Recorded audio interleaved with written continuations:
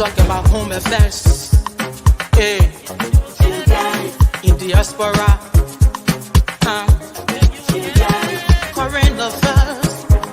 Hey, reliable information. History. Ooh, talking about culture. Hey, politics, education, entertainment, business, sports, advertisement, articulation. Focus on Liberia. Focus on Liberia. Focus on Liberia.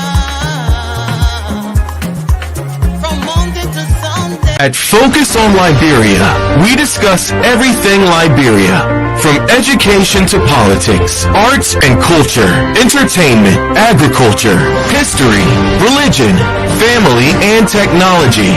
Focus on Liberia uncovers and showcases the best of Liberia and shows the world the truth about Liberia. We educate, elevate, and promote all things Liberia. We conduct interviews, panel discussions, debates, and more. Tune in to Focus on Liberia on Facebook and YouTube and be a part of the stories that make up the news. This is Focus on Liberia, and I am Dennis Jah. And I'm Anthony Sied, and a pleasant welcome to yet another edition of our programs here at Focus on Liberia. Of course, this is the hour of politics where we talk about the politics of Liberia. Welcome. Do us that usual favor, hit that share button and share the broadcast with somebody. A guest is seated and he's ready to have a conversation about what happened to him in our dear country, Liberia. We have student, leader, and activist Christopher Waters here as our guest.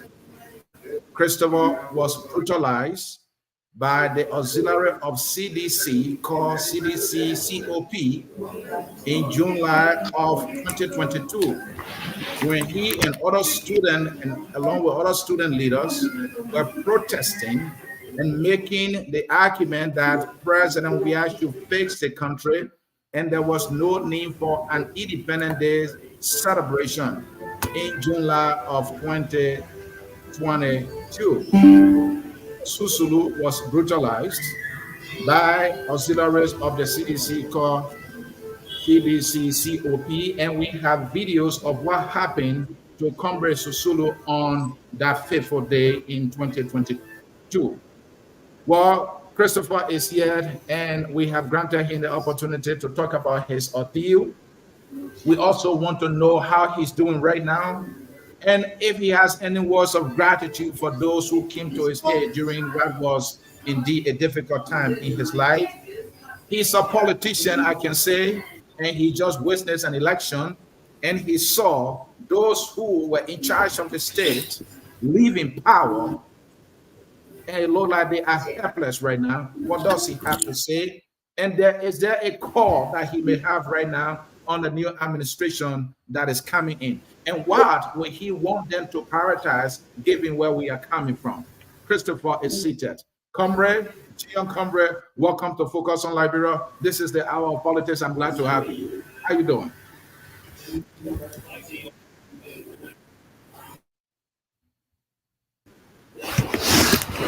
Yeah, greetings, Mr. Anthony Sied, and the loving people of Focus on Liberia, our institution. You know, once again, it is a privilege to have my first debut on Focus on Liberia. This is my first time on Focus on Liberia. It is an opportunity for me to read what happened to me on July 26th of last year. So we give God the glory for everything doing in and outside of Liberia. So thank you again for the opportunity, Mr. Anthony Sied. You are welcome, and thank you for doing this and honoring our invitation to talk about your ordeal and what you hope to see I hope that the Liberia you were advocating for, you were protesting for, will come one day during your lifetime. But folks, in cyberspace, if you are just joining us, of course, this is the hour of politics, and we are having an exclusive with student activist and former student leader from the Vanguard Student Unification Party, Christopher Walter Susulu Civilly, who was brutalized by groups believed to be CDC-CoP, that is an auxiliary of the ruling government. Well, we will show you some videos of what happened to Christopher, and then we'll talk about how he's doing right now. Watch.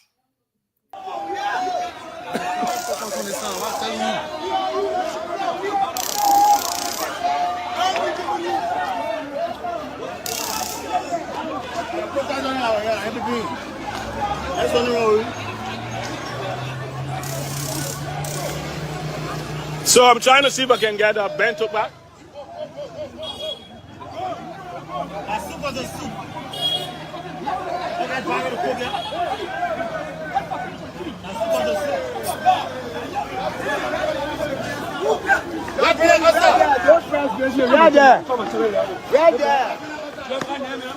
So we are first here. One.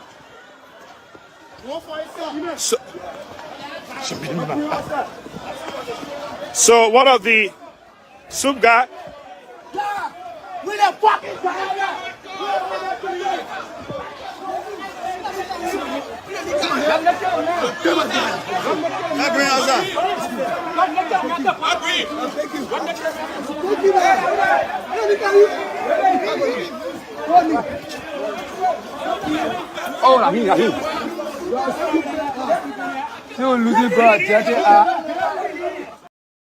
There you have Comrade Susulu being manhandled in an inhumane faction by young people believed to be supporters of the CDC government. They naked him, they beat on him, they did all manner of things to him. It was like a rebel style brutalization of a fellow citizen. And this was happening under this current administration. And it was on July 26th, the Independent Days of Liberia. Comrade Susulu and other students were protesting against economic hardship that had dogged the nation Liberia. Every Liberian was complaining about the economic hardship in Liberia. Now, the students on the Vanguard Student Unification Party said the president, we should fix the country, and there was no need for an Independence Day celebration. And during that time of the celebration, the government has spent several thousands and thousands of dollars in celebration of the Independence Day. And they were saying, no, we have serious issues and crises in this country. It is not about time to waste money on celebration and party. Let the money be used to improve even the very University of Liberia, where these students were going to school. They were experiencing tough times at the University of Liberia. So they came to organize a protest under the banner, Fix the Country. Well, while they were at that, this auxiliary called CDC-CoP decided to counter-protest, and they came up with their own campaign slogan, we are is fixing the country. And they argued that President we are were fixing the country, and so there was no need for the Student Unification Party to have organized a protest, something that was their constitutional right, to ask their president to fix the country. And they said, President, we are fixing the country. And so there was no need for protest. So from the very beginning, the students have decided to gather at the campuses, main campus of the University of Liberia, but they were chased out of that campus by CDC-CoP. And in this other image, you can see them there carrying the image of the president saying, we are is facing the country. So what are you talking about, that President, we are should face the country? Well, that is not, though that was not enough. This is a video when one of the leaders of CDC-CoP was speaking that they have seized the campuses of the University of Liberia. Watch. territorial expansion of our country, Liberia. We want to say a warmest revolutionary salutation to you. This is a very quick one. We thought it was to inform our people, the ordinary masses, those people who believe in the maintenance and the sustenance of our peace and our democracy, people who believe that Liberia, being a country of democracy, should exhibit what we call the demonstrative simplification of true democracy. So the CDC Council of Patriots, in its uniqueness, thought it was that today's date, July 26th, is not just a normal day. It is a day set aside by our forefathers, our founding fathers, who laid down their lives for the necessity of our existence and the forwardness of our state. So it's always important that we do recognize this particular day. We celebrate this day in peace and in harmony. Like I said, in peace and in harmony. The gentleman speaking there is Foley M. Sakwa. I believe at the time, I don't know if he still is, the Secretary General of CDC-CoP. The CDC-CoP did not want the Student Unification Party to carry on its protests at the campuses of the University of Liberia. As you can see there, the door where he's standing, I think that is the door to the office of the Student Unification Party. They have seized that office. They have erected their banner. A banner reads CDC-CoP, we are facing the country. They deny the students access to their own office. You can see the banner of Student Unification Party founded October 1970. And now he is telling us that, well, the day was set aside to celebrate the nation Liberia because it was an independent day. So no one got any right to organize a protest to have a dissenting opinion. Watch. Well, we listen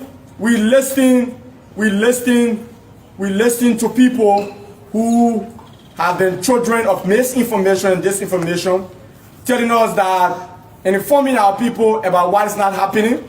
But we, as National Secretary General of the CDC Council of Patriots, Liberia BK Civil Rights Political Movement, we want to say this to you very clearly. We have taken seat of the University of Liberia campus. The CDC Council of Patriots is in charge. The CDC Council of Patriots is in charge of the University of Liberia campus. And you heard him there, the CDC Council of Patriots have seized the campuses of the University of Liberia.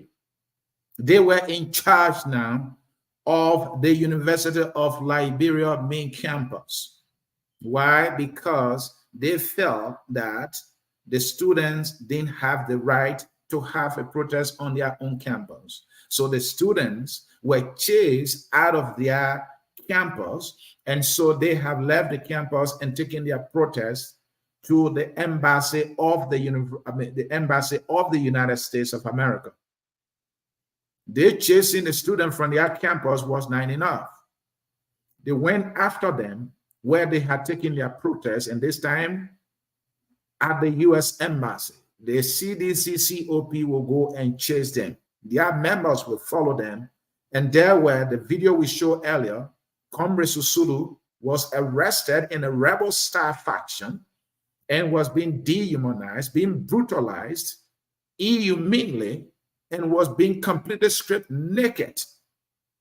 There is for the massacre with the audacity in this 21st century, talking about seizing the campus of the University of Liberia, denying students of that campus right and access to their own offices, and preventing them from exercising their right as students to protest.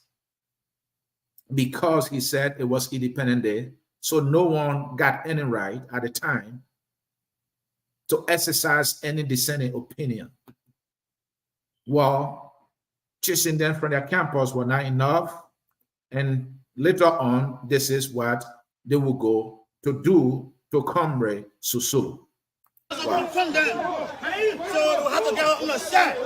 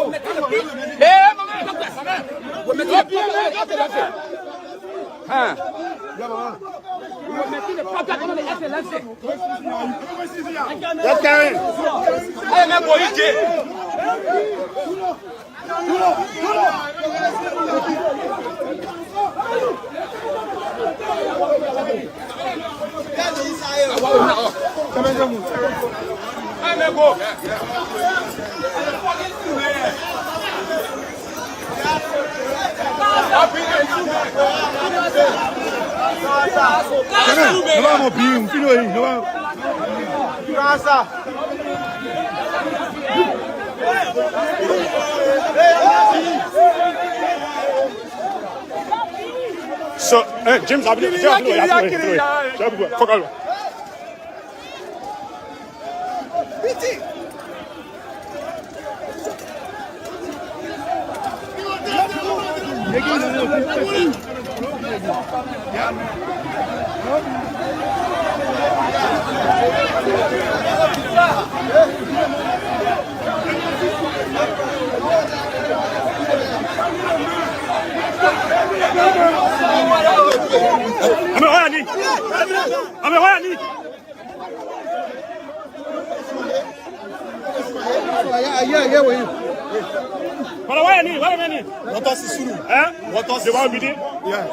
Il parle en soupe? Yeah, mais si on me marche. Hey, don't be. Don't be behind that. Don't be. Hey. Don't go there. Don't be.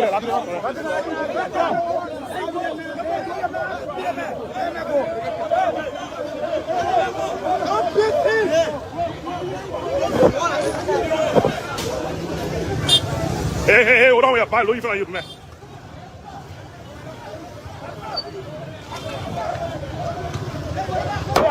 Pay attention.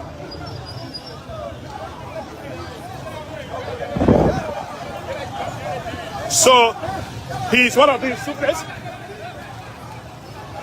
right in front of the American embassy. This is what we see.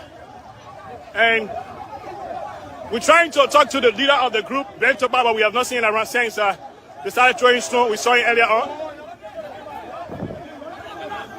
This is happening right in front of the embassy of the United States. And when we talk about the lawlessness in Liberia, this is just an example.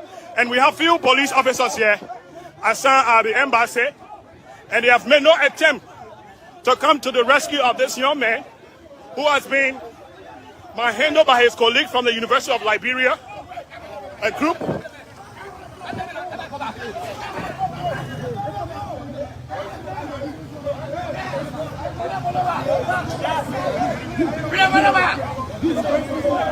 And here we are. We still have a police officer, and you can see the policeman there smiling. This officer is smiling there. He should be calling for a backup, but I see him smiling. And at this point, I don't know what he's going to do. He, after being treated, this is the group they are calling themselves member of SU, but earlier on we saw the banner is the Independent,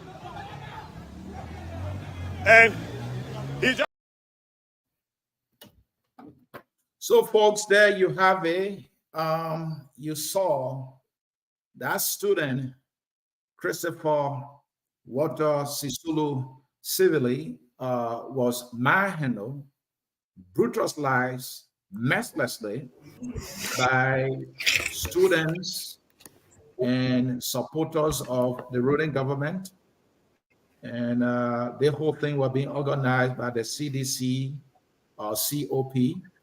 And at some point, when the public was outraged about what an inhumane treatment meted against this young man, just for exercising your constitutional right to protest, something guaranteed under our Constitution, the government purported to have, bring these guys in for investigation. This is a crime that was being committed before our eyes on cameras, all right, just at the embassy of the United States of America. Police officers were there.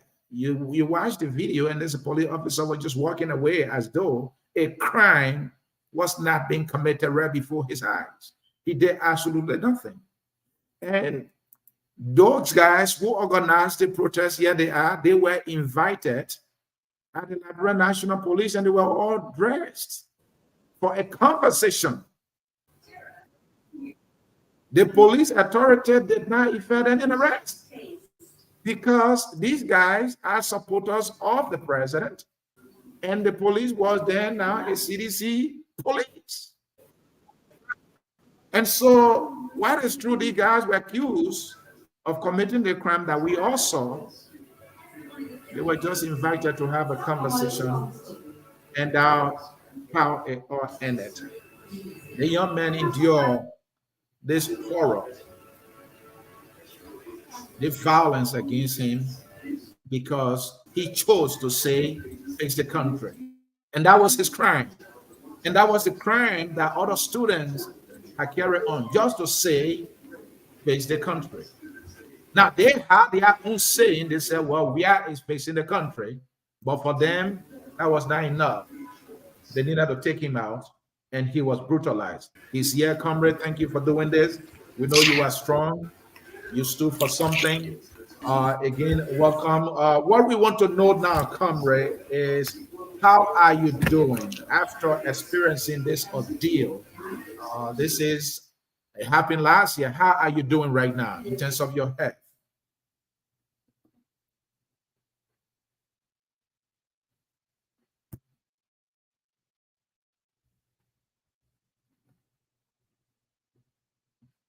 All right. His connection is not great, and so he fell off. More than likely, the internet there might not be strong, or it may be some connectivity issue. He kept dropping off. If anything, we might reach out to him via phone, and so that we can have the conversation on the phone, since the video is proving to not holding right now. So let me see if I can call him on phone right now, so that we can continue on this very important interview with Comrade Christopher Walter Sisulu Civilly. Comrade, are you there? Can you hear me? Yeah, sure. I think I would prefer the WhatsApp because the screen, yeah, is not actually operating on my side from that. So I'm getting it very difficult to get you clearly from the screen, yeah. So I think it will be quite preferable for me to use the WhatsApp to see how best for me to be in studio. Thank you so much. And that is an option that we can go with right now. So what I want to know right now is what led to this violence meted against you July 26, 2022. What led to that? What was your crime for which you had to be treated this way? Do you care to explain yourself, please? Yeah, so thank you so much, Mr. Anthony C. And like I said to you, this is my first debut, or this is my debut on the focus of Liberia, Hours of Politics, program. What led to me being tortured in such a manner is because since 2018, when we matriculated at the State University, we decided to express ourselves through the media and also through writing series of articles in order for us to place the government on the rightful trajectory. So from 2018 to 2022, we were very much committed and we were very much steadfast in the struggle. We organized a series of protests against the government of George Manawia in the best view that the president or the government will proceed in a very dignified manner for the people. So on July 26th of last year, as a former student leader, at that time I was serving within the Central Committee of the party, that is the Student Unification Party. The Central Committee is the highest decision-making body in the absence of General Congress. So within the Central Committee, we agreed unanimously. At that time, the chairman was Mustafa Kane, and the Secretary General was Jusu Kamara. And for us, we were within the central committee of the party. So we agreed within our meeting that we were going to organize a protest entitled "All with the Fix the Country." But again, interestingly enough, when we said fix the country, we were not excluding those opposition leaders within the national legislature. We believe that when we say government has three branches. We have the executive, we have the judiciary, and we have the legislature. So from within our perspective and within our readings of history and government, we believe that when we say first the country, we are also including both opposition leaders that are within the national legislature who are also responsible to make the law. So we did not exclude the likes of Abraham Dawes the law, the likes of Yombi Kanga Lawrence, even the late chairman of the ANC. He was also part of the legislature. So we did not exclude those guys from our face the country debate. But unfortunately, you see, when you do not read history or when you do not read better, you try to misconstrue the criticism of decent people within the country. So our argument was misconstrued. The terms we wrote against the government was also misconstrued. And we were targeted on July 26th. Because when we said first the country, it was in general. It was a general phrase. We did not say CDC first the country. We did not say George first the country. We said first the country. It means that we were also including those opposition leaders who are within the national arm of the country. So unfortunately on that day, Mr. Anthony, we were targeted. And because of our criticality and because of our committed and our stance against bad governance and the social injustice and the bankruptcy of the Liberian economy, we were very much glad that the government should fix the country. But what went wrong on that day was we were misconstrued. The government of George Manabuya behaved in a very immature manner. And because the state at that time was like a Babylonian state. There were no rules and regulations within the country. You read the U.S. government reports when it talks about extrajudicial killing. We saw many, clandestine killing or secret killing within the country. If you look at the economy was not booming. There was no new job being created. If you go at the University of Liberia, the University of Liberia was not in no advancement. The University of Liberia at that time couldn't have even boasted for one foreign student at the university. So all in all, looking at all of those contradictions and looking at all of those issues, that is how we decided to say fix the country. But unfortunately on that day, we were misconstrued. The government behaved very immature, and they brought some talks outside to see how best to counter us. So if you watch the video very carefully, when the guys were about to surround us, I left the scene to seek refuge. I went into a house. I was into a house, but unfortunately for me, it was a guard from the CDC Youth League, who is the chairperson of District 15, CDC Youth League, and spotted me going in the house. When he spotted me going in the house, and that is how he forcefully entered the house. When he forcefully entered the house, and that is how I began to plead with him. I was begging him because I know him personally. We all used to greet each other when we meet on the principal street of Monrovia. So I knew him personally, so I was pleading with him. I began to beg him not to allow his dogs to enter the house for them to come in and brutalize me. But interestingly enough, as we see it, we were two in the room when the guy entered. We were two comrades that were in the room. The guy allowed the other comrade to leave the room very easily and very peacefully. So I was the only person that they held onto. And the guys, just imagine, the guys took my picture from their pocket and they tried to compare a physical structure with the image that they gave them. So they compared it and they said that, this is a SUM. It means that we have gotten one of the rank leaders of SUM. And unfortunately for me, with God being on my side, and with the later room I entered in, because the government plan was to execute me. The first plan was to cut my tongue, to remove my tongue from my mouth. They said, oh, the young man is very much critical of the government. The government has given them free tuition. The government has given them free education at the University of Liberia, but they are still embarrassing the president. So for that reason, let us cut the tongue from his mouth. So that was my first attempt on me, on my person. But unfortunately for them, the manner whom I entered in, she was very much, consistent and very much insisting that you cannot kill the young man in my house. If you want to kill the young man, take the young man outside from my house before you can kill the young man. And that is how they did not cut my tongue from my mouth. So when they brought me outside, when you watch the video, when they brought me outside, you saw the media came around. So it was because of the media, and it was because of God being on my side. That's why they did not execute me, or they did not, cut my tongue from my mouth again. But interestingly enough, I was very much unconscious on that day, very much unconscious. I was injected. If you look on my back right now, there are multiple injection marks on my back.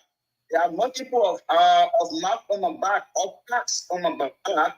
That is because of injection. I was injected. And so on that day, I was very much unconscious. And the serum mark is on my back. And up to this time, even though I'm physically strong, but psychologically, I'm traumatized because I was stripped naked, I was brutalized, I was tortured, I was dehumanized, I was humiliated because of me exercising my political, my democratic rights, and even my constitutional rights within the country. So as per my health status, I am physically strong, but psychologically, I'm traumatized. And not just traumatized, but I also feel some internal pain. And whenever I stand for a while, whenever I stand for 10 minutes, I always feel pain because of what I went through on July 26th of last year. We are living in exile today, not because we did the most heinous crime within the country, not because we committed crime within the country. It's just because we were exercising our political rights. That's why today we are living in exile as a young person. And we were dehumanized. Our images are all on the social media. And the people are all referring to our images as very much demeaning and also barbaric. So that's what happened on July 26th. We were targeted, we were made construed by the government. Government did not really understand our points on July 26th. And unfortunately for them, they sent talks on us. And today, interestingly enough, those who the government doubted, they even campaign for the government. Those guys that were indicted by the government. Today, if you watch majority of the campaign videos, you will see them in the video campaigning for the president. So it shows that it was the government or it was the CDC that gave those guys the instructions to dehumanize me, to ridicule me, or to lampoon my character. So that's what happened on July 26th of last year, Mr. Anthony Steele. Thank you. I know you said you are strong, even though you are traumatized and psychologically, you don't feel well enough. I know you also mentioned that you have some marks on your body from injection. You mentioned also that, you believe that they wanted to assassinate you. And it was the fact that the lady in whose house you were hiding said, no, you can't do that here. You narrated that they wanted to even cut your tongue. The question I have now is, with all the inhumane treatment and brutalization that you have received, has that placed, have any of those things placed any limitation on you, how you move physically? I know you mentioned that when you stand, you can't stand for that long. Besides that, are there other limitations you experience as a result of this that happened to you? Obviously, Mr. Anthony Steele. As a young man living in exile, especially in a foreign country in the South region, it is very much challenging enough, very much challenging. You will be shocked that since I left the country, since July 26th of last year, and unfortunately for me, my education has been blocked. I'm not opportune to resume my academic study since I left the country. I've just been focusing on vocational, lesson here, but to resume my academic study is a challenge and it is quite difficult. So one of the obstacles that the July 26 incidents placed on me is my academic education. My academic education has been under hostage. Going to 2 years now, I've now resumed my academic education. So it's actually played on me a lot, especially during the time of my reflection in the evening hour. Yeah, I always feel that I'm moving in a very backward manner because I cannot have the chance or the opportunity or the financial resources for me to enroll at any university where I am. At the University of Liberia, we could manage ourselves at the university because we were student leader at that time on campus. Also was also there and was also seeing how best to work our way at the University of Liberia. But in this foreign country, it is quite difficult. You must have support financially and you must have some level of backing before you can be enrolled at the university here. Christopher. So, yes, sir. Christopher, when this happened to you, yeah, you don't have to call names of individual, but I just want to know whether others came to your aid. Did you get help? And were you also expecting any help from the government, given that you said they misunderstood your protest at the time? Were you expecting your government to have come to your aid? Who all came to your aid, if you don't mind? Well, when we left the country, we were very unconscious when we left the country. Mm-hmm. Very, very much unconscious indeed. So when we were at the hospital, Big Brother Martin K and Polly, Auntie Miata family, and our Mexa who is in the US, they reached out to me and they collected some resources that was meant to upkeep me within the hospital. And after I leave the hospital, they also upkeep me. So that form they was able to generate on my behalf. That is why I'm using it currently since 2 years now. Yes, so I expected that since the government has indicted those individuals, because I was actually humiliated, there was a joint statement made by the US Embassy, the Swedish government, and even the European Union, talking about those individuals that were involved into that situation should be investigated. So I thought within my mind that the government of Liberia, a lawyer who is or a government prosecuting lawyer, was going to see how best to manage to get to me in order for me to have my own side of the story.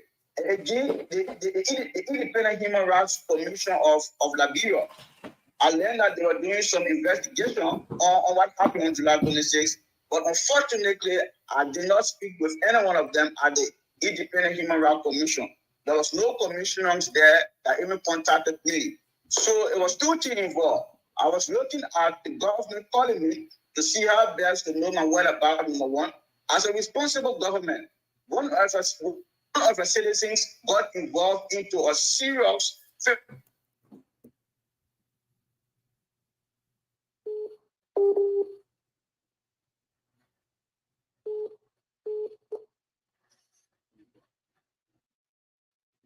All right, folks, bear with us there. We got disconnected from Susulu. I will call him back right away in continuation of this interview.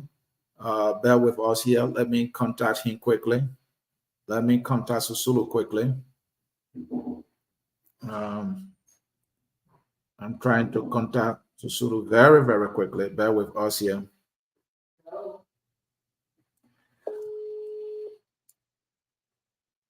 Hello?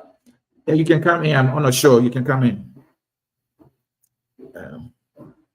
So, folks, bear with us here. I'm trying to contact Susulu. Comrade Susulu, are you there? Yes, all right. Thank you. So, I know you were giving whether or not the government was able to reach out to you. Can you conclude on that? And I also want to know whether or not other political leaders who may have expressed concerns. I know the Unity Party in particular released a statement, a press statement that we had in our possession, and I'm sure other political leaders and political institutions did so. Did any political leader reach out to you when you were brutalized in this manner? So Mr.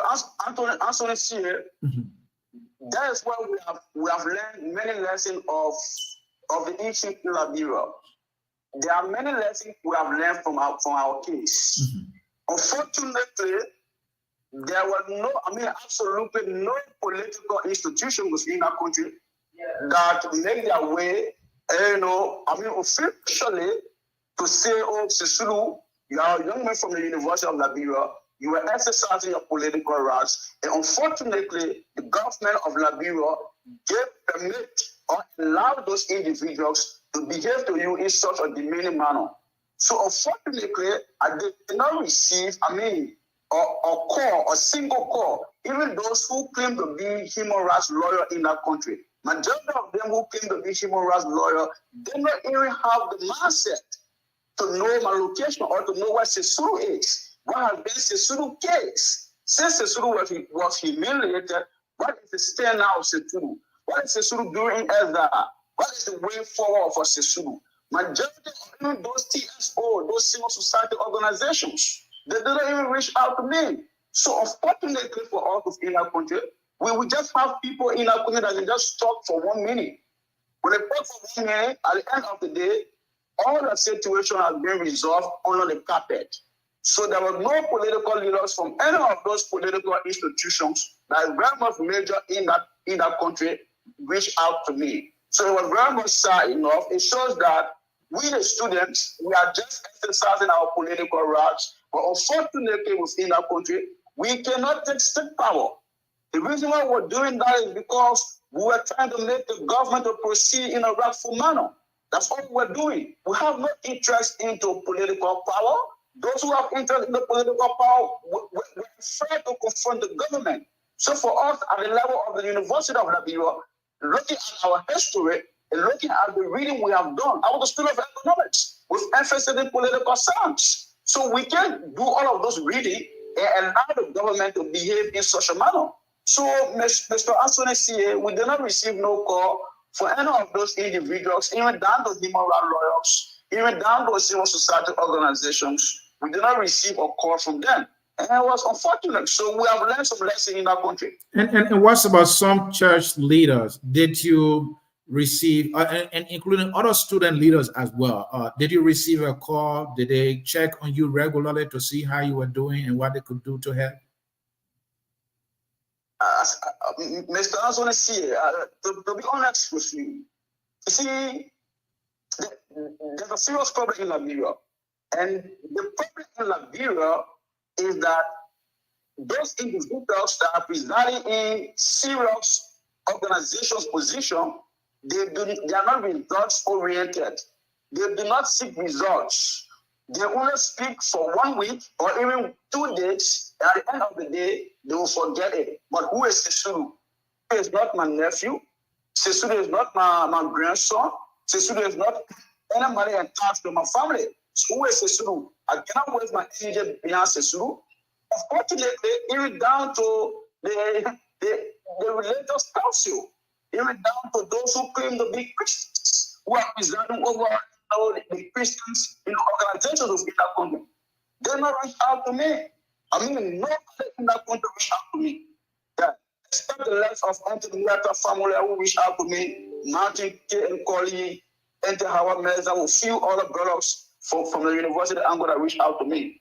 I mean, those individuals who are presiding or spearheading serious organizations within our country, they didn't reach out to me because I was not attached to them. I wasn't their family member. And Christopher, Christopher, I also want to know the Vanguard Student Unification Party, veterans of them are in government, they are in high places, they are all over the world. I don't know whether or not they were able to reach out to you. I remember when your situation happened, we had them here and Focus on Liberia, and we tried to press them what they could do. Did they reach out to you? You know, former student, SOUP members who left the university are now in government and in other fields of work. Did they reach out to you as a group, or did any of them individually reach out to you? Yeah. The loss of Mr. Daniel Kia, who himself took on Charles Taylor, and he also fit a time. He came to Ezra. He also reached out to me, and a few other veterans. But those guys from within the regime, none of them were able to even call me to say, "Oh, Sesudo, I'm sorry for what happened to you." I mean, none. So basically, there were few, just like two persons. It was only two persons, Daniel Kia and one other brother from the US there that reached out to me. Dino colleagues, yeah, that reached out to me. So that was it. That was it. Because you know, it was very much sad enough that to happen to me. Yeah. And majority of them now do not even know my location, do not even know where I am. So, Comrade Susulu, so the reason why I couldn't come on the social media because I was instructed by my doctor not to come on the social media early because it was very much traumatic for me. So I have to exclude myself from the social media for 1 year in order for me to have a little state of stability within myself. Right. So, but again, I was actively communicating with my parents. Okay, it's good that you stay in touch with your parents at the time. So I also want to know, you were not the only student leader, but you paid the ultimate price. Can you share with us if you know what or not other student leaders were victims of this? What was like an operation or go after them? Were other leaders of the Student Unification Party manhandle like they did to you? Yes, of course. There were a lot of brothers, that got victimized in the process. I think approximately were around like 15 to 18 individuals that got wounded on that day. The very first thing the guys then did was they started from the university campus. The few comrades that went on campus that thought that we were going to assemble on campus, they were victimized by them. And at the US embassy outside of Monrovia, those individuals also that got wounded, they were around 15. So on that day, those individuals, those guys they took from the Monrovia City prison, even from the notorious ghettos across West Point, they were very much scared to either execute one or SOUP leader or to wound them. So that was the mandate given to them. Are you suggesting, hold on, Susuru, are you suggesting that individuals were hired to carry this out of violence against you and your colleagues? Of course. At the end of the day, they told us that, Susuru, the reason why those boys were sent is because the president said that there was a disrespect to him on that day. I don't imagine when I left the country, the few so people come in and tell me that, Chris, the president said you people disrespected him, and that is the reason why he was able to behave in such a manner. But again, prior to the campaign period,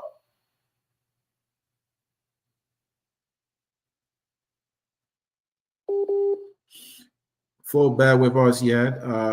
He's reconnecting the connectivity. He's joining us on the line from his hideout in exile somewhere that we can't mention for his safety.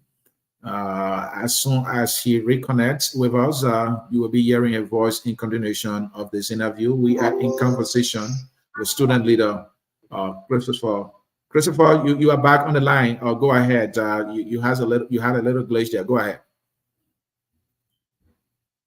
Yeah. So prior to the campaign period, when I came on the social media, that was 1 year going to 4 months.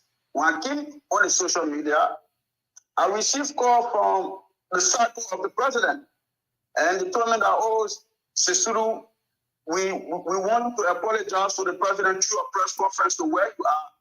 And if you do that, the president will send you to a better country, and the president will give you a better medication.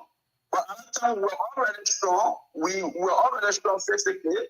Yeah, so we couldn't have apologized to the president.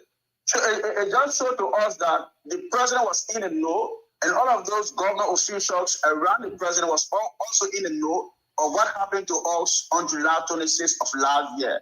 So they were using us now to score political gain during the campaign period. And could you recognize, Susulu, did you recognize the voice of the individual who called, according to you, on behalf of the president, demanding an apology for him so that they will give you help that you actually needed? Do you recognize the individual's voice? Yeah, sure. I know the big brother very well. You know, when you're students like that, we interacted with many of them. So I know the big brother very well, and he is one of the close confidants to the president. So I don't know who gave me my WhatsApp number, and that is how he reached out to me. Yeah, so, and it was clear that, my brother, you have to apologize to the president. And when you do so, you have a huge ransom of an award. So, but we couldn't do that. Did he detail to you specifically what that award would be if you had apologized? What all they would do? Did he say so? Yeah, sure. So when he called me, you know, I tried to express myself on the kind of difficulties I'm facing on the side. Mm-hmm. So within that vineyard, that's how he told me that he was going to call me back. So when he called me back, and that is how he began to inform me that, oh, Sisulu, if you apologize to the president to where you are to your press conference, you know, you are a very smart young man. You go to one of the best universities, and you will see how best to resume your education. And if possible, you have another, you know, treatment, advanced treatment in a very decent and a better country. So that was what he told me. And he said I should only apologize to the president through Facebook. Was he clear that he was acting on behalf of the president at the time? Yeah, because he was playing a major role also within the campaign team of the CDC. Yeah, so he was playing a very major role. So for that reason, I thought it was that, you know, he's acting on the president mandate. Yeah, right. Because they were looking for individuals that they have wounded. They were looking for individuals that they have issues with, for them to show that the president is a reconciling president, for them to show that, oh, the president wants to reconcile the country. So that is why they were looking for individuals who had issues with them before in the past, and they might handle them also. And so they were reaching out to individuals. So they reached out to me. But, you know, for us, we can't compromise what we stand for. Even though we are still young, but we have some level of integrity, principles, and intelligence within us. So we unfortunately for us, we refused to do so, and that is how he cut off the communication, you know, and today we are all into history now. And we would rather safeguard this person's name, or you don't care to call the name? No, people are saying we can disclose, you know, the people name. Okay, I respect that. So, Comrade Sisulu, this has happened to you now.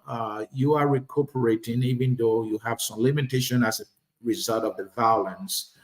What do you hope to see now, going forward? We have a new late elected government, even though it's yet to take seat. What do you hope to see now, and what do you make of the election the way it ended as well?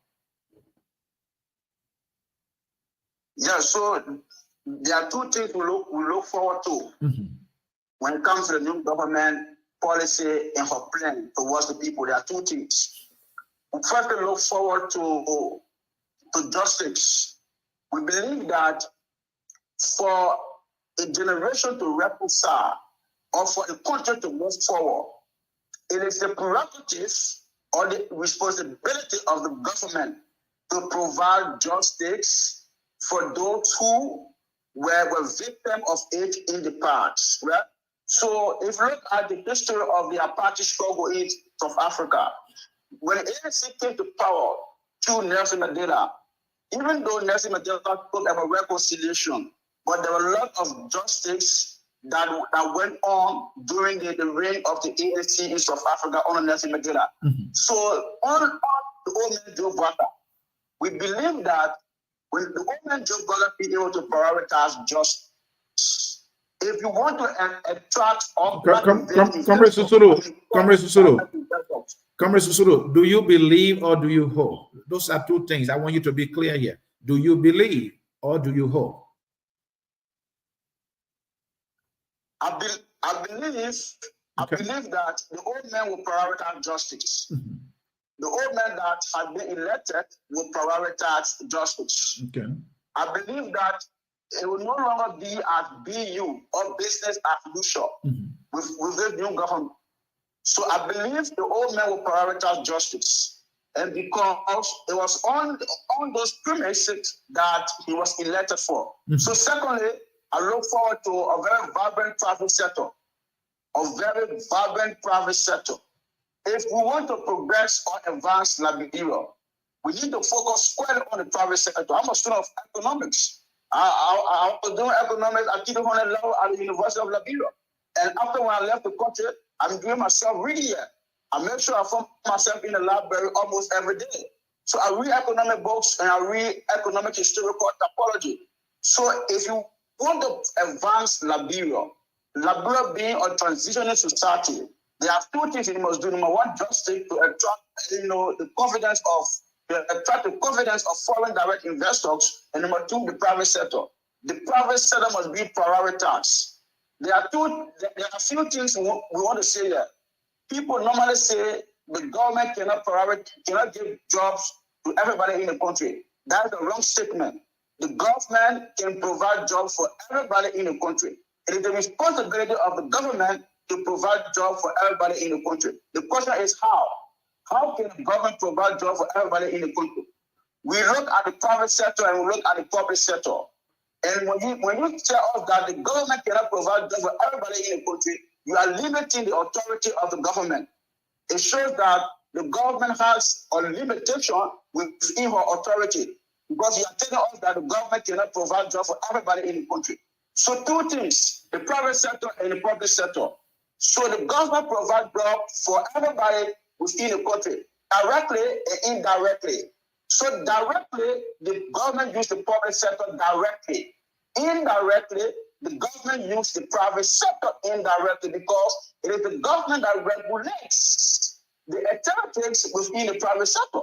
The government regulates the law and order within the country. So when there's a good law or good policy for the private sector, indirectly, and when the private sector is booming, indirectly, the government has provided jobs for people indirectly within the private sector. So that's what the CDC government did not do. And that is why we're informing them on July 26 that for you to attract doctor partners, you must reduce the crime rate.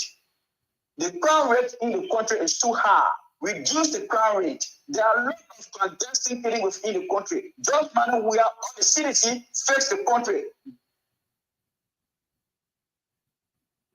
On the line, attract investors within the country. That's what happened in Singapore. That was done by Lee Kuan Yew. Lee Kuan Yew was able to reduce the crime rate in Singapore. That every new month we see new development in Singapore. Today, Singapore is one of the progressive and advanced countries across the world.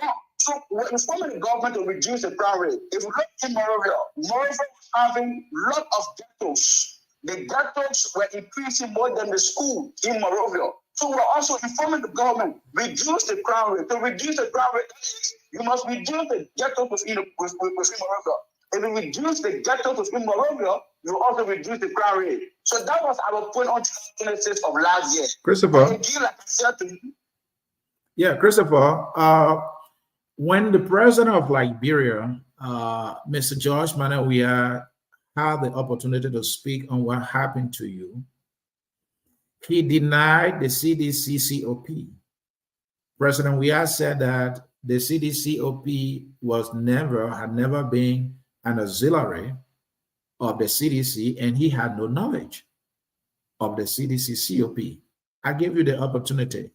Do you believe President Weah had no knowledge of the CDC-CoP being an auxiliary of the CDC? We refer to President Weah as a bad Samaritan. You know, if you read the Bible, you have what we call Good Samaritan. But for us, we refer to President Weah as the bad Samaritan. Because if you analyze the speech of President Weah very carefully, you will understand that President Weah was trying to see how best to protect his face or to protect his government. So number one, he rejected those individuals that he was not in the know, or there have been no authorities within the CDC that is entitled to fix CDC-CoP, right? So firstly, he denied those bugs. And secondly, if you look at the campaign period, the whole campaign period, you will realize that those bugs even play a significant role during the campaign period. They play a very significant role for George Manawia. They campaigned for him. They were distributing wrecks in plastic bags to our people in Nigeria area across the country. So it means that President Weah was a bad Samaritan. He was acting like he does not know those bugs, but behind the scene, he was the one that was giving the direct instructions for them to do what they did on July 26th of last year.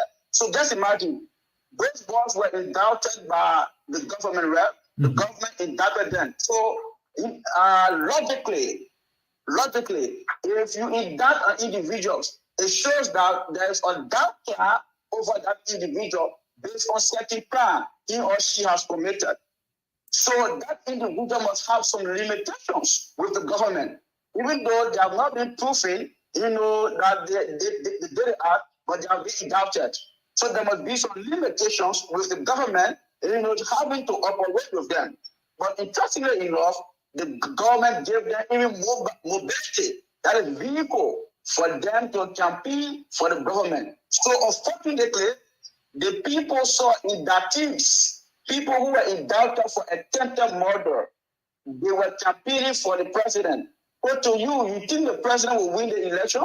So the people were not foolish enough because they saw indictees. They saw those individuals that were indicted by the government herself. Herself gave them the indictment form. And they even went to court on 2 occasions. I saw it. And interestingly enough, even when the president was having a birthday, we saw the name of birthday committee for the president. So it shows that the president was a bad Samaritan.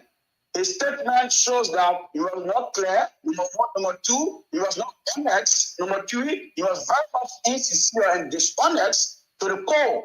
So we refer to him as a bad Samaritan individual or a bad Samaritan president. Christopher, what Sisulu Sivili is a former student leader at the University of Liberia with the Vanguard Student Unification Party. Comrade Sisulu and other student leaders have organized a protest in 2022, July to be specific, honored the name Fix the Country. And during that time, economic hardship in Liberia was unbearable. And so they have organized the protest calling on the government, hey, fix the country, no need for celebration, no need to spend several thousands of dollars, to merry-make, when the citizens of Liberia, even the very state-run University of Liberia was in a terrible state at the time. And so they have organized that protest, Fix the Country, a group called CDC-CoP that support President Weah and the ruling government, counter-protested that day saying, we are facing the country, so you got nothing to say here. Comrade Susulu will be brutalized on that fateful day near the U.S. Embassy in Monrovia. And he has since left the country where he has been taking treatment, and he has granted us this interview today. Comrade, so Liberia is now turning the page to a new government. We can all agree on the excesses of the CDC government, with violence, not coming to logical conclusions on investigation like yours. Do you hope to see a different government that will be effective when it comes to the issue of justice and law in Liberia? Of course, we look forward living in a country where there will be the high esteem of rules and regulations within the country. Regardless of your economic status within the country, whenever you commit a crime, you must be prosecuted according to the law. That is the country we want to live in. And we believe with the calabash of people around the old man, and with the old man himself being the driver or being the pilot of the government, we believe that a decent government, a very dignified government, will be provided to the people. And for some of us, we will be happy to go back in our country. But if the government change, and we believe that if the government change against the people, there will be another uprising within the country. Because as a matter of fact, the people are their own liberators and their own emancipators. The people have their own destiny in their hand. It was because of that the people made a change. Just imagine, in the history of Liberia, George Manuel and the CDC, they have seen the strength and the power of the people just for first time. In your first time, the people rejected you when you were going back in the second term. So it's a clear indication to the new government that you must prioritize your priority. The new government must respond to her responsibility responsibly. If the new government do that, it means that Liberia will advance a bit. But let me say this, Mr. Anthony. Right now, if you look at Liberia right now is attractive within the sub-region. I tell you no lie. Liberia right now is very attractive. There are many people that want to go and invest in Liberia right now because they believe that Liberia is the only country in West Africa that have agreed to make a president or one-term president. So interestingly, Liberia right now is attractive. So we believe that the new government will see that attractiveness and make use of it. So if we make use of that attractiveness for Liberia, there will be progress and there will be advancement in the country. There will be new jobs created. There will be new roads being built. There will be new schools being built also. There will be dignity, economic dignity placed on our people. Because once job is created, there will be economic dignity across the country. So the new government has a lot of edge right now. The edge of the new government is too high. So we believe that it is not going to be a business as usual within that country. The country is going to progress under the new government. And that is what we are envisioning. That is our vision. That is our dream. And that is what we foresee, that the government under Joseph Yima Bwaka is going to do something very much different from past governments. Yeah, so it's not going to be business as usual. It's going to be very much different. And I believe that the new government has done so many missteps of the CDC. The misstep of the CDC is that CDC refused to accept criticism within the country. Once you criticize judgment we have government, they see you as enemy of the state. So we believe that the new government will accept criticism, because criticism allows you or makes you to go on a rightful trajectory as a person or as an institution. So once you accept criticism, it means that we are proceeding somewhere better. Yeah, Comrade Susulu, you are a victim of violence in a very mean way, and you have been brutalized. There are your critics who see you too as, being part and parcel of this violence that we're talking about. Others will go to mention Zolizo, Taplado, who is an alumni of the University of Liberia. When he had come from the United States and went on LU campus, some students of the University of Liberia believed to be members of SU chased him. And I believe an official of government was also chased. I don't know if that person was the now former Solicitor General, was his name, Sima Serena Sifa. Someone was chased in their vehicle. And then Samuel Tuas at some point went on the campus of the University of Liberia. He was being booed. And some people said, well, that was some form of violence against him. So they are saying you too, the student leaders at SU have been part of the violence. And in fact, on that fateful day that you were divided, it was, some members of the Student Unification Party against some of you. What do you know, and what's your say to that? Yeah, so firstly, Mr. Anthony C, that there are few things we must be very clear with. Number one, it is the violence that those individuals are trying to attach to the Student Unification Party. Since 1970, October 20, the Student Unification Party has been in existence. If you look at the society, our Liberian society, and one may ask, who controls the weapons? Who controls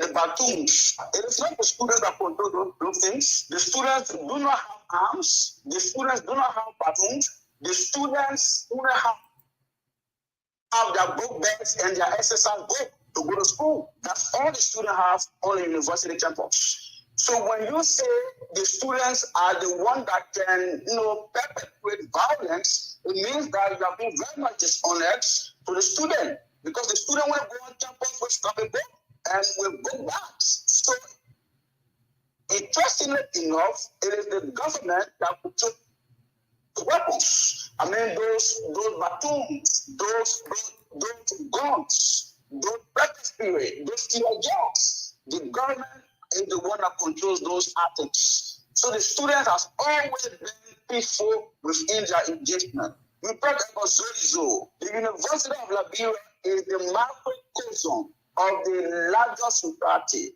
The University of Liberia is the subset of the larger society. So it means that the University of Liberia has some protocols and have some principles. There are rules and regulations that govern the University of Liberia. The students do not just spark up to boo Zolizo because he went on a university campus. No. There were a lot of things that happened, and there were a lot of things that Zolizo was able to say when he was outside the country. So the students, protecting their territory and protecting the sanctity of the political power, they decided to allow him to leave the campus. So the students did not do bad on that day. Even the booing of the finance minister. The booing of the finance minister is something that has been around at the University of Liberia. The finance minister has demonstrated ineptitude. Since Samuel went to the Ministry of Finance, there has been no imperative placed on the people of Liberia. It means that the economic policy of Samuel has not been working in the interest of the people. So such a man should not be given a reason or a befitting weapon at the University of Liberia. The University of Liberia is a place for people who have good character, people who have centered character, people who are playing a meaningful role within the progressiveness and the advancement of the country. But Samuel and few are even down to the police general. Our man Serena Seaforth also was booed. So it shows that if you do what is wrong, what is right, you cannot be booed. One day, for Chairman said, don't get to go on university campus for you to be booed. No, there has been no day for even the life of Ambassador Bata to go on a university campus for him to be booed. That has not happened before. But those who perpetrate evil and those who keep our people to some economic subjection, they are the ones who can be scrutinized on the university campus. So we can only scrutinize them. We bring up somebody who shows that we are disagreeing with them. All It right. shows that you are dissatisfied with them. All right. It shows that you are not in agreement with them, and that is why you are booing at the president. So So it means that the economy was not working at the university. There were no good armchairs at the university. If you go at the university, the buildings were all leaky. How can you tolerate a finance minister who controls the budget of the country when the university campus is leaky? When we force at the university, the classroom can create a natural pool. Students can be in water, living within the classroom at the university. So how can we condone such finance minister on the university campus? Thank you. But again, Mr. Akpo, the students are always peaceful. The students do not control guns. The students do not control the students do not control the batons. The students are always peaceful, and they will always be peaceful on the university campus. And Comrade, finally on the subject of violence, and then we can get to your parting statement here. At one point, Focus on Liberia as an institution is aware of you and other student leaders flocking the statue of Comrade William V.S. Tubman, and you had given him 25 latches for the poor governance you said that he carried on in the country when he was president of the Republic of Liberia. You and others were seen with stakes in your hand, giving the statue of President Tubman, I think 25 latches each. One man think that was violence. Your response? So two years ago, we did that 2 years ago, and we have no regrets of doing that. We have read the history of Tubman, we have read his policy, and we have read some of the legacy the two party normally both of when it comes to his reign within 27 years as president. We read the open door policy. We read him giving the women rights for them to participate into politics. But again, if you do your calculation, 27 years in power, looking at the legacy and looking at the development of Tubman, you will realize that Tubman performed very dexterously. The performance of Tubman was very much dexterous, was very much low.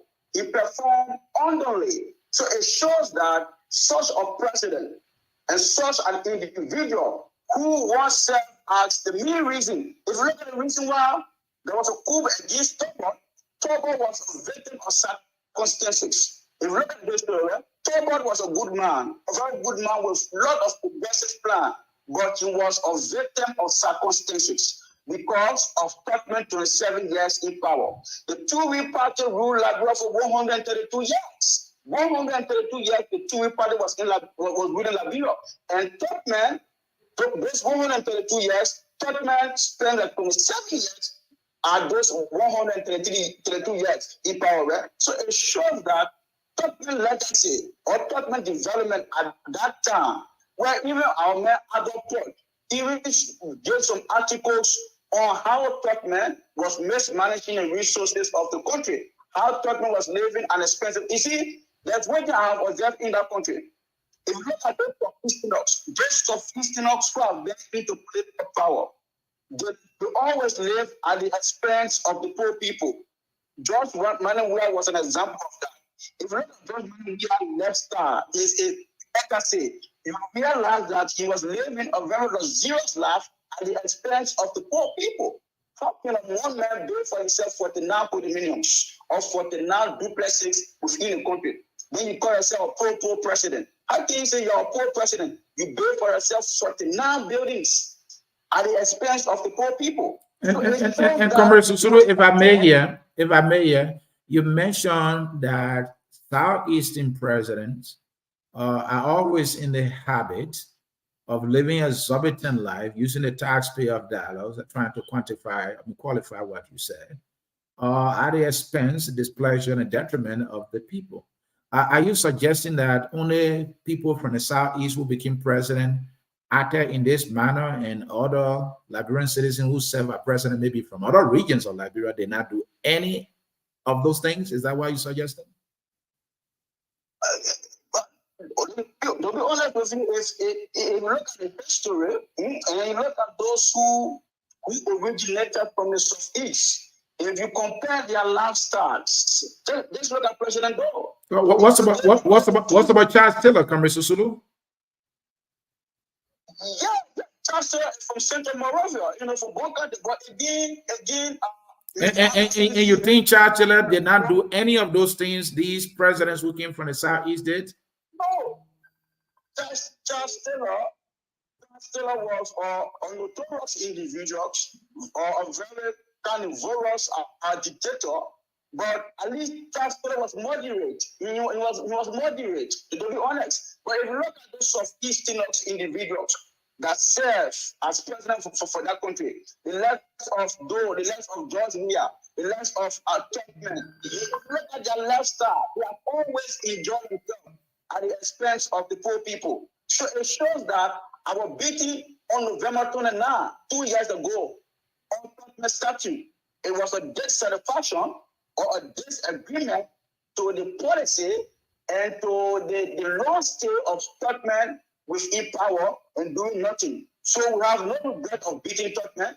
If we go back in country, or if we are still around, we can still repeat our action because we still hold to the belief that Tubman did nothing serious within that country. So, comrade, are you suggesting that should Liberia get a president from any other region other than the Southeast, that leader will be a better leader? That leader will not abuse power. That leader will not misuse resources. That leader will even provide better governance. Is that what this could mean? Sure. I think we need to trust such a leader. We need to try a leader that is from a very different country. And just observe it well. I tell you this, I'm on record. President Joseph Boakai will do something extraordinary in that country. Okay. And you today I'm saying this. President Joseph Boakai will do something extraordinary in that country. I'm not saying that because I want to flatter him or I want to glorify him. No, I'm not in that position. I do not have that strength to glorify any leader. I'm a leader by myself, and I believe in myself, but I'm only saying it from a very global and from a very advanced perspective. And why are you looking at why are you looking at for which you are so sure that he would do good, he would do better than any other person who became president from the Southeast? Why are you looking at? The very first thing I'm looking at the time he has extended as the president. The time. Just the time. Just the time would make the difference. Yeah. So if you look at the time, right, like I said to you, Liberia right now is a very attractive place. Liberia currently is a very attractive place. So President Joseph Boakai being very much far-sighted enough, someone who has a lot of experience within the public sector, and someone who knows how to contribute or to even provide policy for a country, he will definitely do his best. Right. I believe that with the experience and with the many years Joseph Boakai has spent in power, he will surely do his best because the time right now is for him to utilize the opportunity in this town. The time is for him to attract government partners. The time is for him to attract direct foreign investors. The time is for him to focus on the private sector. The time is for him to audit those past government officials for us to ascertain or for us to know how much they are living in the cover and how much and what are the debts they are leaving behind and what has been the progressive development of them. So the time for him is very much conducive and very much suitable for him to do an extraordinary thing in that country for 11 people. Comrade Susulu, I know you made your argument, but I beg to differ that the success and one being a better president, because all you're saying here is that, well, once you're not from the Southeast, you will be better. You talk about President Tubman. President Tubman, I agree, have progressive policies that were moving things in a better direction. But that very Tubman you're talking about, his government was regarded as the most nepotistic. The entire Tubman family members were in government, including his in-laws, his son-in-laws, and sister-in-laws. They were all in government. He was highly nepotistic. And so to say that, well, in as much as you're not from the Southeast, you would do better, I don't think it's an argument that I agree with. But we have to go because of time. So let me get your final take on that, and then we can get your parting statement. Yeah. I'm not saying that if you live from the Southeast, or if you're not from the Southeast, you will do your best. No. I'm only saying that most of the Southeasterners president, they have underperformed within the country. And I made mention of Stockman, Joshua, and the rest of those. Those individuals have underperformed. And today, the reason you see we went to plastics, it was because of that. Our people were marginalized. One would think Charles Taylor underperformed in a very significant way. And I thought you will mention that, but to be more selective that, well, these are Eastern presidents, Comrade Susuru, I don't know why I don't know why you're going with this, because Taylor performed very horribly. I'm not trying to exclude the past presidents, right? I'm just making an analysis, okay, of those Southeastern presidents, right? So I know that even Chancellor underperformed. Chancellor was one of the brutal and dictator leader was in the country. So I understand that. But the point is, the Southeasterners. Chancellor as president, it was alleged he ordered the killing of people. I strongly believe, as an individual, he was involved with the killing of Enoch Douglas. He instructed that Enoch Douglas be flogged the way he was flogged. Many horrible things happened. He was not from the Southeast. But conclude your point and let's get your conclusion here, comrade. So thank you so much. Thank you so much for the opportunity once again. This is my debut on the focus of Liberia, one of the progressive and long-standing educative and informative institutions across Liberia and even across Africa. So we want to appreciate the focus on Liberia family for affording us the opportunity for us to provide our little analysis when it comes to Liberia progressiveness or Liberia advancement. And what I can say here is that we are still living as that, and we still have some psychological issue on us. And we believe that the new government will prioritize our case. We are calling on the new government to prioritize our case. It is not a witch hunt. No one should say the providing of justice in that country is a witch hunt. No matter, even when they supported the president, it is not a witch hunt. So we believe that the new government will prioritize our case, and the new government will give us the green light for us to return in the country. We want to go back home, but we cannot risk our lives to go back home like a mere individual. We know the CDC. We know how they can behave even when they are in opposition. We know their tactics and their strategies when they are in opposition. So we can't risk our life. We are the only living evidence. The only living evidence against the CDC. So we expect that the new government will prioritize our safety. The new government will give us justice, not just me, but the rest of Princess Cooper, the three Mason balls, the four auditors, Batiniswas, those individuals need justice. We believe that for us to reconcile the country, we need to provide justice across the country, no matter the status or the political belief of the individual. We need justice in that country. So we are still here, and we believe that next year we want to return in country. We are not doing nothing serious to where we are. We are just learning our vocational, study here. But overall, we want to see our best to complete our academic study. So we are calling on the new government to give us the green light for us to return in country after the inauguration. So thank you again, Mr. Anthony Cyr. You did extremely well. You are very tough talking, or provocative journalists. I do appreciate that, and I like how we pass out today, the discussion, it was very much interesting. Historically, it was very much deep, and it was also educative. So thank you so much for the opportunity. I do appreciate you, and may God continue to bless people and focus on Liberia. And we say thank you again, and God be with you and guide you. Thank you so very much, Christopher. We appreciate your time, explaining yourself, explaining your ordeal, and giving your perspective on our nation, Liberia. Folks, in cyberspace, that was the voice of Christopher Waters Usulu Civilly, the Student Unification Party former student leader who was brutalized by folks believed to be supporters of the ruling government, that CDC, and members of the CDC-CoP. And you heard him right there. And those of you who are just joining the broadcast, you can watch from the beginning to get the history of what happened to student Christopher Susulu Civilly.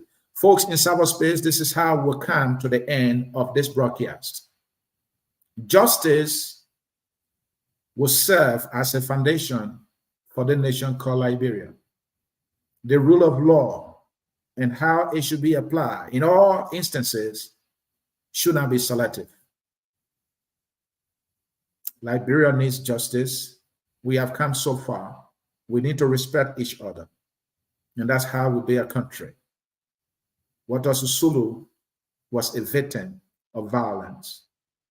Her crime was fix the country. Just those 3 wars were his crime. He paid a price that he did not deserve. He was brutalized. He was humiliated. And the trauma lays with him today. And the government that did that will call him and ask him to apologize. Then they will be able to help him. But he said, no, I can't do that. I did nothing wrong. I will only exercise my right as a citizen, guaranteed by the Constitution of Liberia, that the people have the right to assemble peacefully at all times. They didn't say you can't do it on July 26th, but on July 26th, the young man will be brutalized near the U.S. Embassy in Monrovia. And we thought to hear from him what he experienced ordeal. And we are glad that he gave us the opportunity and the opportunity to Liberians for them to listen. This is what we do here at Focus on Liberia. We educate, we elevate, and we promote and inform all things Liberia.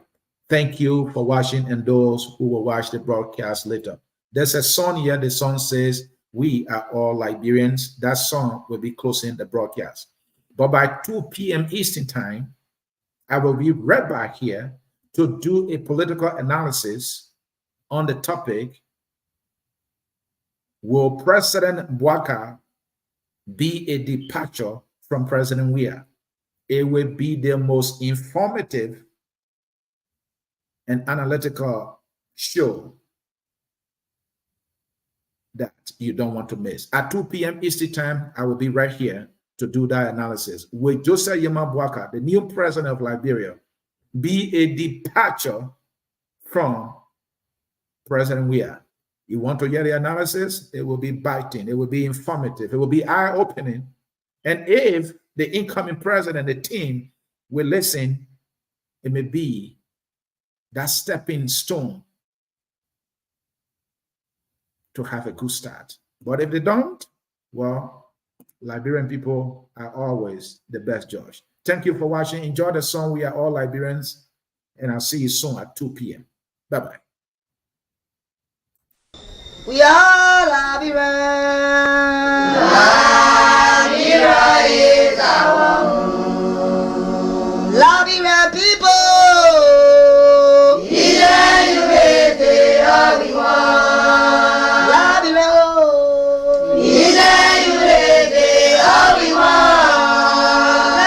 Liberia.